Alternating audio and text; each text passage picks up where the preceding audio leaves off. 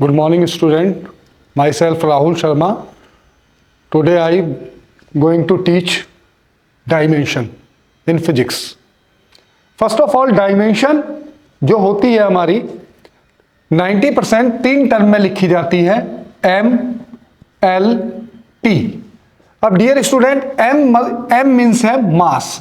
अगर कहीं किसी फॉर्मूले के अंदर मास आएगा तो वहां हम कैपिटल M लिखेंगे. बहुत से स्टूडेंट क्या कर देते हैं, इस कैपिटल M की जगह स्मॉल m बना देते हैं. This is the wrong. आपको हमेशा कैपिटल लेटर ही यूज करना है. दूसरा, लेंथ, हाइट, डिस्टेंस, डिस्प्लेसमेंट सबको किससे लिखते हैं? L से. लेंथ का मतलब L, मास का मतलब M, और T जो है कैपिटल T, ये आएगा आपका टाइम के लिए. तो अब हम देखते हैं कि डायमेंशन हम कैसे लिख पाते हैं. समझे student? M for mass, L for height, distance, displacement, दूरी, लंबाई, चौड़ाई, ऊंचाई, गहराई, दूरी, सभी के लिए हम L का यूज करेंगे. T for time. अब how to write the dimension. Dimension लिखने के लिए हमें सबसे पहले या तो उसका फॉर्मूला पता होना चाहिए या डायरेक्ट डायमेंशन भी.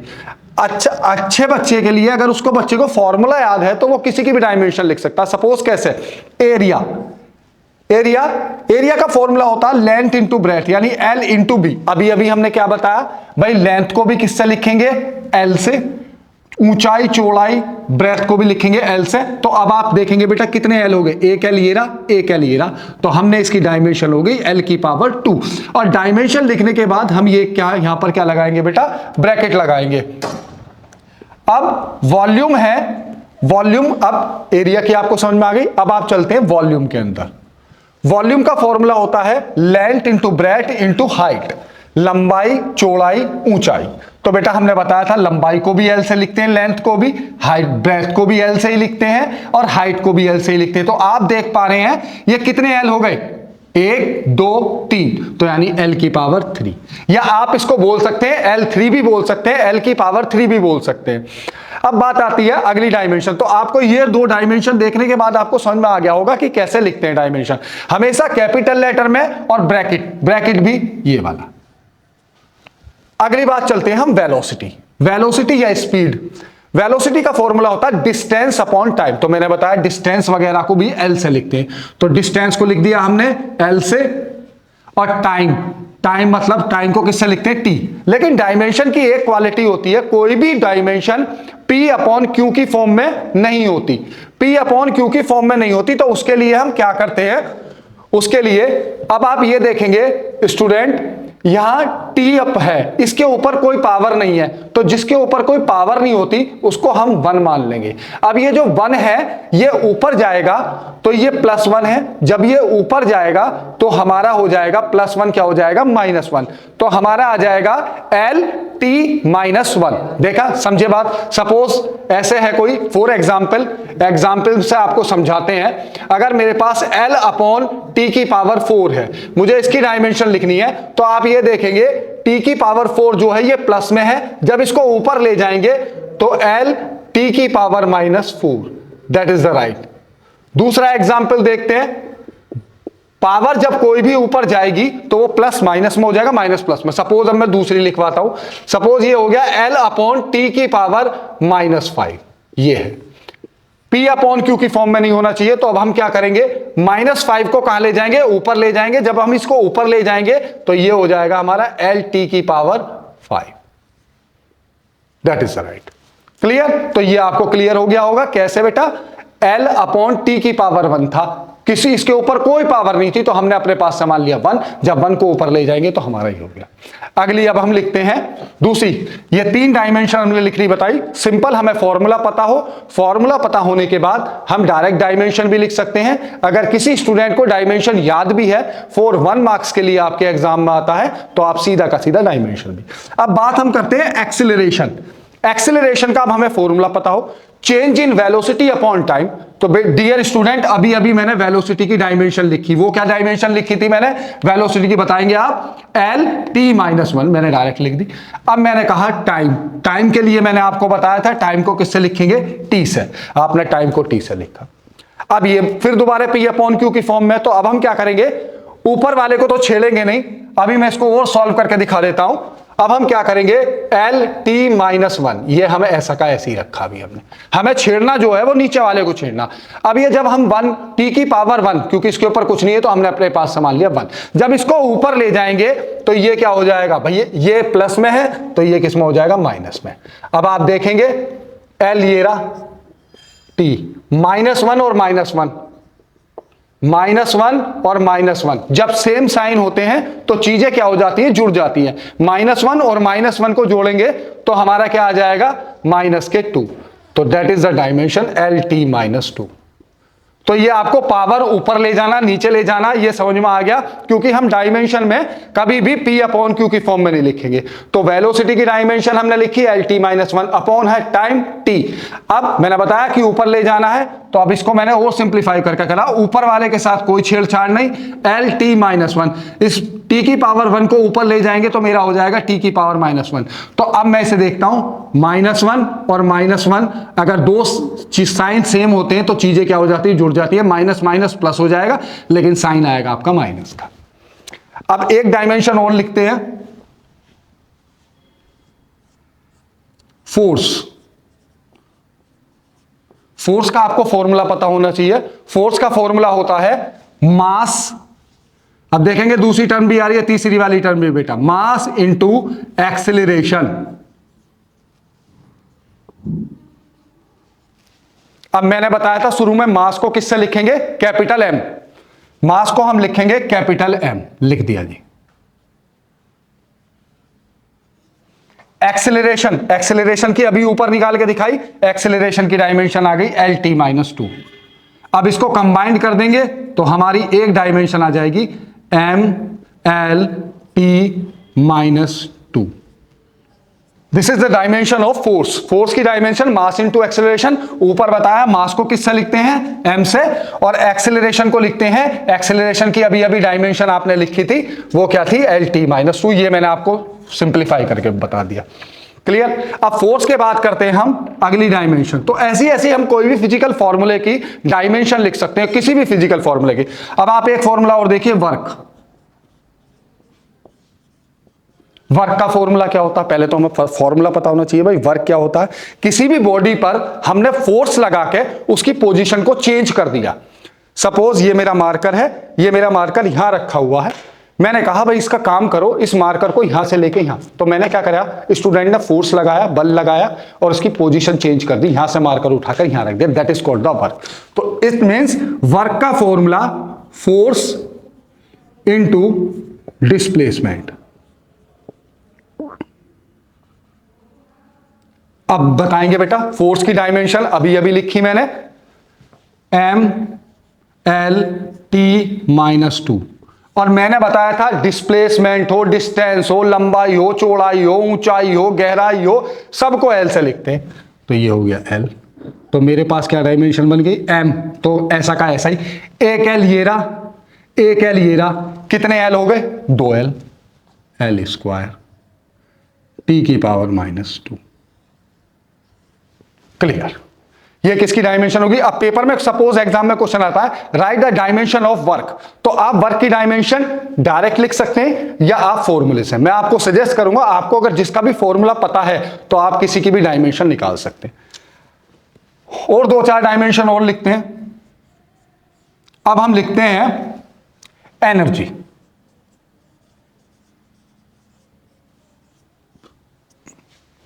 एनर्जी की जो डायमेंशन होती है वो सेम एज वर्क, जो वर्क की डायमेंशन लिखी वो ही होगी एनर्जी की, सेम एज वर्क। जो वर्क की डायमेंशन वो ही आपकी एनर्जी की dimension, M L square T minus two.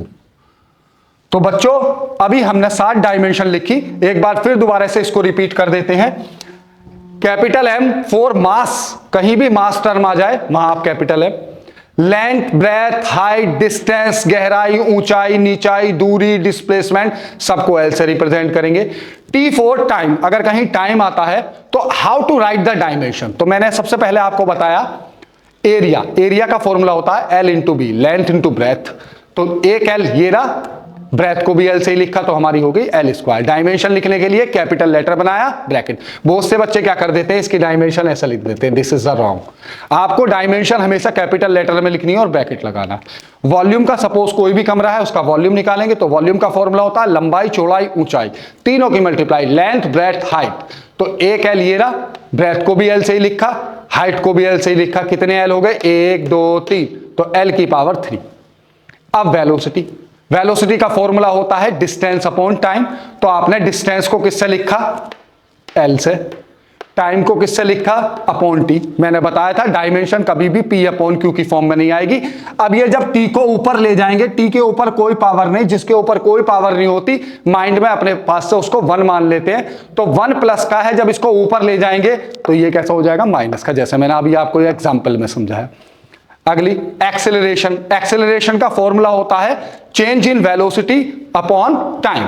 तो वेलोसिटी का हमने लिखा एल टी माइनस 1, वेलोसिटी की डायमेंशन अभी अभी हमने लिखी एल टी माइनस 1, वेलोसिटी की dimension L T minus 1, time की हो गई अपॉन टी। अब यहां देखेंगे, अब मैंने ये डायमेंशन लिख दी, फिर मैं आपको इसको समझा रहा हूं कि ये मैंने कैसे लिखी, ये कैसे आई एल टी पावर। अभी आप देखेंगे ऊपर वाले के साथ कोई छेड़छाड़ नहीं करनी, ऊपर वाला ये रहा एल टी माइनस 1। अब इस टी को, पावर 1 को जब ऊपर ले जाएंगे तो कोई भी चीज ऊपर से नीचे जाएगी, नीचे से ऊपर जाएगी, तो उसकी जो पावर हो जाएंगी वो चेंज हो जाएंगी, साइन जस्ट अपोजिट हो जाएंगे। तो ये प्लस का 1 था, तो ऊपर ले जाके काय का हो गया, ये माइनस का 1। अब हम देखते हैं, मैंने अभी अभी समझाया था आपको, -1 और -1, -1 और -1 सेम साइन हो जाएंगे, जुड़ जाएंगे, लेकिन दोनों माइनस के हैं तो साइन किसका आएगा, माइनस का। अगली फोर्स की, मास इंटू एक्सेलरेशन। अब देखो मास, मास को किससे लिखा मेरे बच्चों, एम से। एक्सेलरेशन को किससे लिखा, एक्सेलरेशन की अभी अभी डायमेंशन निकाली हमने एल टी माइनस 2, दोनों को कंबाइंड कर दिया तो मेरा हो गया एम एल टी माइनस 2। फिर इसके बाद वर्क, वर्क का फॉर्मूला मैंने बताया था फोर्स इंटू डिस्प्लेसमेंट, यानी फोर्स इंटू डिस्टेंस। तो फोर्स की अभी अभी डायमेंशन लिखी एम एल टी माइनस 2, और डिस्टेंस को हमने लिखा, डिस्प्लेसमेंट को हमने लिखा एल। एम ये रहा, एक एल ये रहा, एक एल ये रहा, तो कितने एल हो गए, M L square T minus 2। Energy की डायमेंशन बताई, जो वर्क की डायमेंशन वो ही एनर्जी की डायमेंशन। वर्क की डायमेंशन क्या लिखी है, M L square T minus 2। Hopefully आपको समझ में आ गया। अब आगे का रब करते हैं, और डायमेंशन लिखनी बताते हैं कि और डायमेंशन आप कैसे लिखें। Principle of,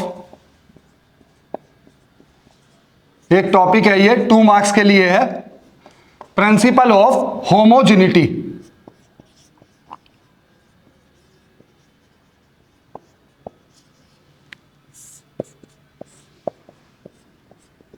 principal of homogeneity क्या होता है, अगर सपोज कोई एक इक्वेशन है, हमने कहा ये एक इक्वेशन मानी हमने, S is equal to u t plus half a t square. कोई भी एक इक्वेशन मान ली, इस इक्वेशन के अंदर 2 साइड होती है, कोई भी इक्वेशन हो उसके अंदर 2 साइड होती है, left hand side L H S, जिसे हम एल एच एस बोलते हैं, ये है हमारी राइट हैंड साइड। तो प्रिंसिपल ऑफ होमोजेनिटी ये कहती है किसी भी फिजिकल फॉर्मूले में लेफ्ट हैंड साइड की डायमेंशन राइट हैंड साइड की डायमेंशन के मस्ट बी इक्वल होनी चाहिए, and adding term and subtracting term have the same dimension. तो इसका हम principle of, according to the principle of homogeneity,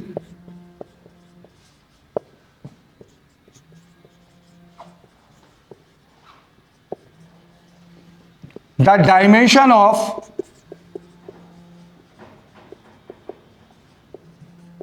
LHS must be equal to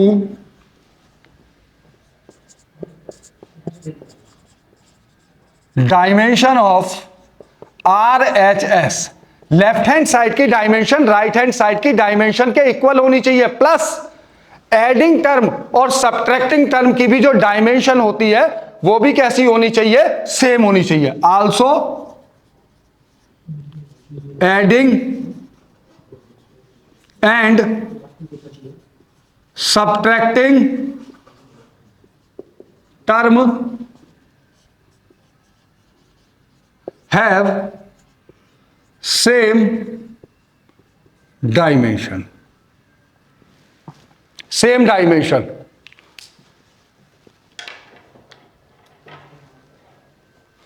adding term and subtracting term have the same dimension.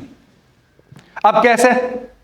Suppose, अब मैं इसको आपको बताता हूं। Principal of homogeneity क्या कहती है? किसी भी इक्वेशन की लेफ्ट हैंड साइड की डायमेंशन राइट हैंड साइड की डायमेंशन के इक्वल होनी चाहिए, और also adding and subtracting term की भी डायमेंशन कैसी होनी चाहिए? सेम होनी चाहिए। सपोज कैसे? अब मैं एक आपको एग्जाम्पल बताता हूं, एक एग्जाम्पल देखेंगे चेक करके कि ये v is equal to u plus a t, v is equal to u plus a T.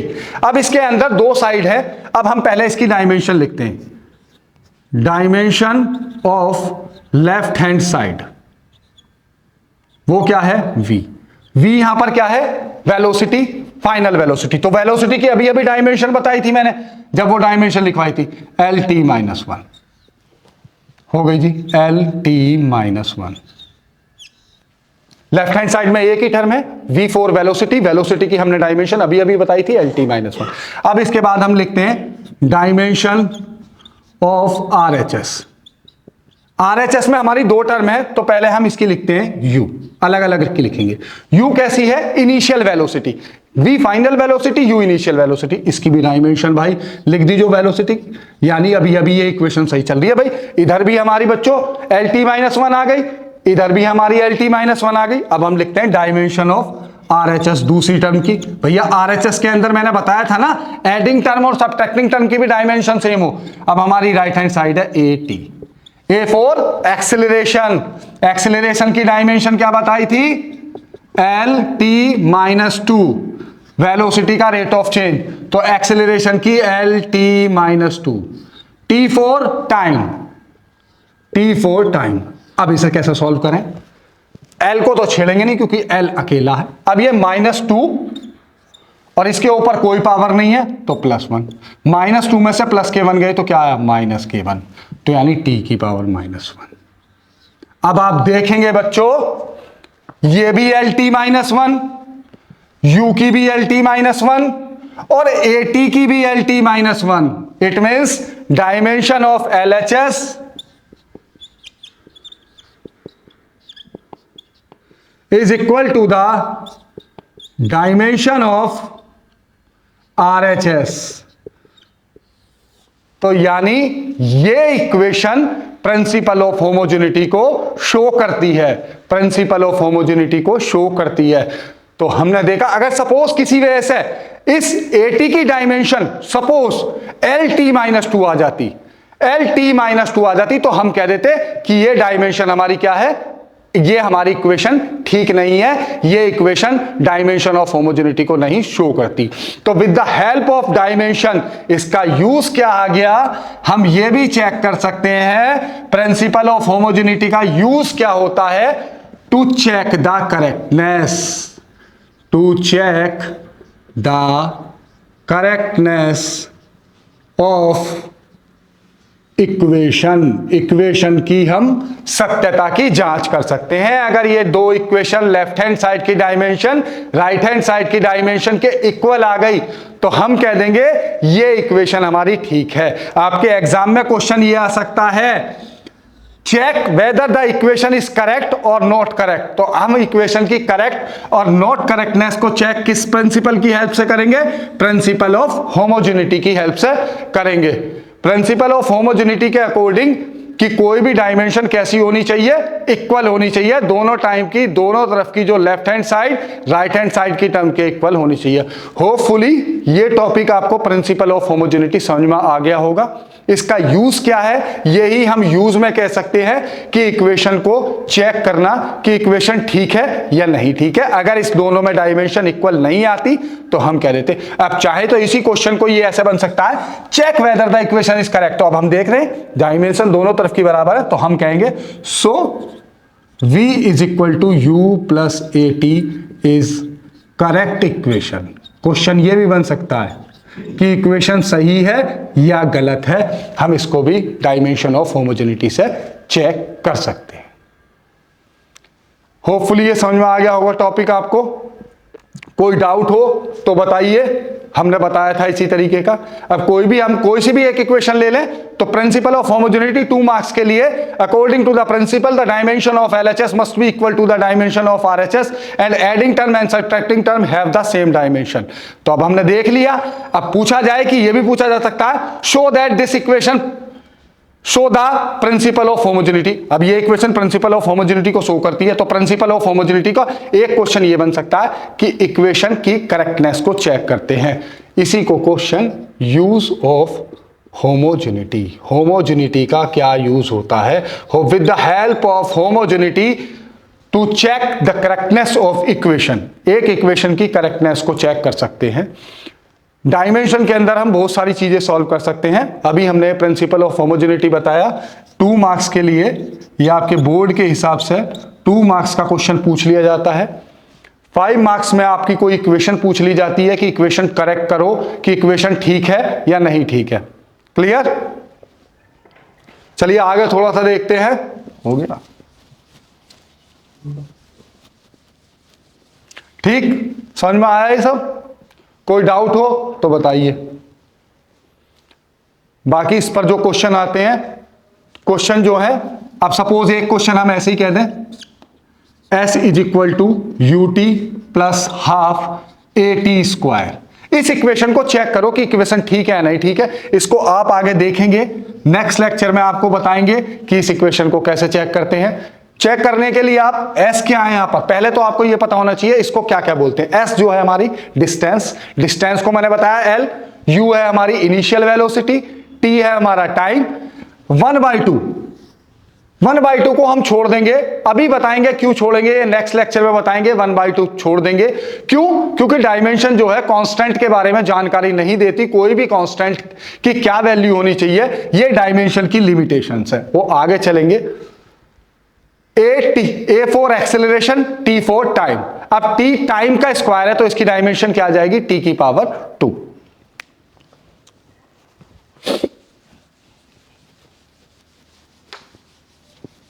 आपने देखा प्रिंसिपल ऑफ होमोजेनिटी क्या होती है, प्रिंसिपल ऑफ होमोजेनिटी का यूज क्या हो गया इसका, to check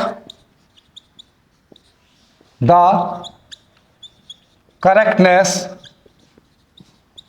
of equation.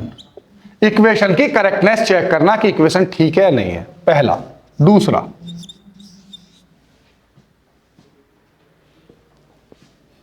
Convert one number system to other number system. तीसरा, टू एस्टेब्लिश रिलेशनशिप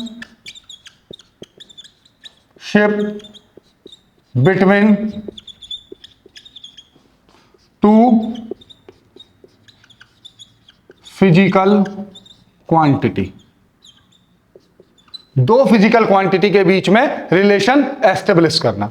तो पहला हमने देख लिया, ये किसके यूज है, यूज ऑफ होमोजेनिटी, या आप ये भी बोल सकते हैं डायमेंशन की एडवांटेज। कभी कभार ये पूछ लिया जाता पेपर में क्वेश्चन, डायमेंशन की एडवांटेज क्या है, तो यही डायमेंशन की एडवांटेज है। एक नंबर सिस्टम को दूसरे नंबर सिस्टम में कन्वर्ट करती है। अब एक नंबर सिस्टम दूसरा नंबर सिस्टम, भाई हमारे पास कई नंबर सिस्टम है। नंबर सिस्टम, नंबर सिस्टम, पहला MKS और CGS। MKS का मतलब है कि लेंथ जो है, लेंथ इसमें नपेगी मीटर में, मास किलोग्राम, टाइम सेकंड। अब देखिए इसका उल्टा करते हैं, लेंथ मीटर में, मास किलोग्राम में, टाइम सेकंड में। तो अगर कहीं मास आ रहा है, मास को हम लिख देंगे किलोग्राम में। किलोग्राम में कैसे, कोई भी वेट की यूनिट है वो किलोग्राम में होती है। दूसरा C फॉर, इसका उल्टा कर देंगे, मीटर लेंथ नपेगी इसके अंदर सेंटीमीटर, मास नपेगा ग्राम, टाइम सेकंड। तो हमारे पास अब हम ये देखते हैं, टाइम हमेशा हमारा जो स्टैंडर्ड एसआई यूनिट होती है वो हमेशा सेकंड में ही होता है। तो ये जितनी एसआई यूनिट है, एसआई यूनिट, एमकेएस यूनिट, ये सब चीज चलती है। अब हम इसके अंदर क्या करेंगे, एक नंबर सिस्टम को दूसरे नंबर सिस्टम में कन्वर्ट करना बताएंगे। अब ये वाला पार्ट समझ में आ गया। अब इसके बाद नेक्स्ट टॉपिक है हमारा एक नंबर सिस्टम को दूसरे नंबर सिस्टम में कन्वर्ट करना। ठीक है, इस टॉपिक को अभी पहले और एक दो क्वेश्चन आप चेक कर सकते हैं। आपने v is equal to u plus a t, आपको ये पहला पार्ट समझ में आ गया कि इक्वेशन की करेक्टनेस को चेक करना। इक्वेशन की करेक्टनेस के लिए s is equal to u t plus half a t square. एक दूसरा एग्जाम्पल और ले लेते हैं। इस इक्वेशन को चेक करेंगे अगर हम, v स्क्वायर बराबर यू स्क्वायर प्लस 2as। इस इक्वेशन को जरा चेक करेंगे तो इस इक्वेशन के अंदर भी हम देख रहे हैं हमारी दो साइडें। थैंक यू स्टूडेंट, होपफुली आपको समझ में आया हो। आप इस पर ही बेसिक क्वेश्चन करते हैं। ठीक है,